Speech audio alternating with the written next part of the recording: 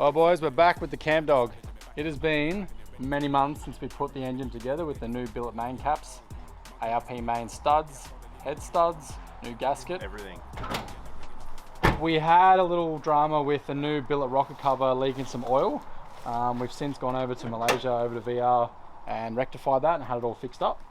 The 4AG 5-speed gearbox, that's the one with the short ratio gears. We've already got problems with that, with the synchros not working, and it really doesn't like going from second or third gear. Doesn't really like going into any gear, but we're going to take it into the workshop today and I'm going to film Nick giving it a couple of rips down the road just to show you what it's like. But the new engine definitely feels a lot more powerful than the last one, considering we've got comp on all 4 cylinders now, and all of our pistons are now the same size. But apart from that, the Camp Dog is going sweet. We've got to turn the boost up a little bit and we're going to get it back on the dyno soon enough.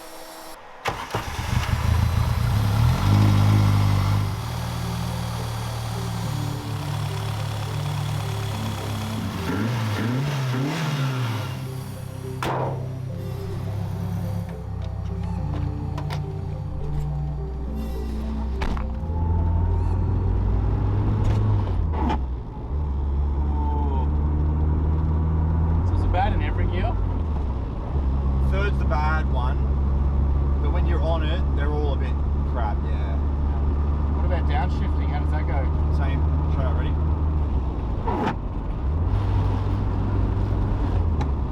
If you go really slow, sometimes it clicks in, but...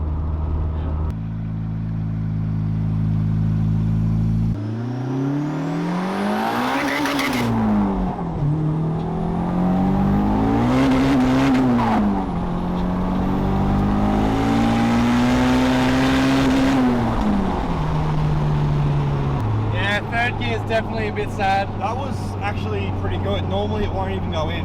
Yeah. A few back-to-back runs though, and it's not going to happen. We do have a solution. About 5 weeks ago, we found a 4-speed out of a Toyota Paseo, and we've sent it down to an automatic shop down in Adelaide, and we're going to get that built up, get a different valve body, trick it up a little bit, and yeah, we're going to go auto. So that's going to be up in the build coming up soon. Because really with this manual, even if we got a new set of synchros for it, sooner or later, the box is going to break. And we're not ready to part ways yet with the G30. We want to keep that on there. And we think that combo, along with an auto, is going to be ridiculously fast. Yeah, it should be pretty good, yeah. When you actually have this on boost now, it flies. Then you go and rip up, change up to the next gear, and it just comes off boost. It did work okay for a while with the flat change, but I don't think these boxes were designed to, you know, go to 8,500.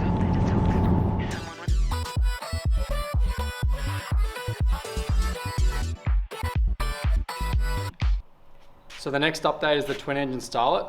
Nick and I went for a run in this last year at the last roll racing. This is like 9 months ago now. Heard this horrible knocking noise, thought we'd done a bearing. So we went back to the pits, confirmed it had a horrible noise. Towed the car back to the workshop, pulled the engine out. Had a look at all the main journals and the cam caps, and the bearings all looked fine. It wasn't until I pulled the rocker cover off and looked, and what's happened here is actually spat a shim and just trashed one of the cams. So just the cam lobe going around and smacking on the bucket, you know, with 3 or 4 millimeters of clearance there, just made a horrible noise. So it took months and months to actually get a new cam made for this, but we finally have one now. The front engine's in there, everything's still going pretty good. You can probably come in closer if you want. This has the Haltech 1500 lead on it now, and everything seems to be sweet. I did hear in one of the runs though, there was a crunch going on in one of the gears. I don't know at this stage which gearbox it was. It's been so long now, we just need to put it back in the car and get it going again. Do you see anything wrong here? No. But as you can see, everything's still out of the rear end, and We got no windows, do we? No, do we? No! yeah, we've got to put that back together. So here is the 5E engine at the back of the blue car. I originally built this engine about probably 3 years ago now, and when it first went on the dyno tuner had asked me, have you set the timing? And I said yes, and he said, are you sure? And I said yes. So he starts running it up, doing what he's doing.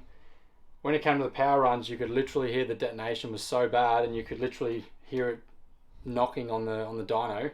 So he said, "Are you sure you checked the timing?" And I said, "Well, now I'm not too sure." So we put the timing light on there, and it had like 15 degrees extra of what it was supposed to have. So definitely it hurt the engine. We pulled the spark plugs out, and number 3 had dropped the porcelain. It wasn't blowing any smoke or doing anything, but we ended up running it for a couple of seasons and everything seemed fine. Now we've had this cam load problem and pulled the whole engine apart just to see if anything was wrong. And there's a lot of scoring there.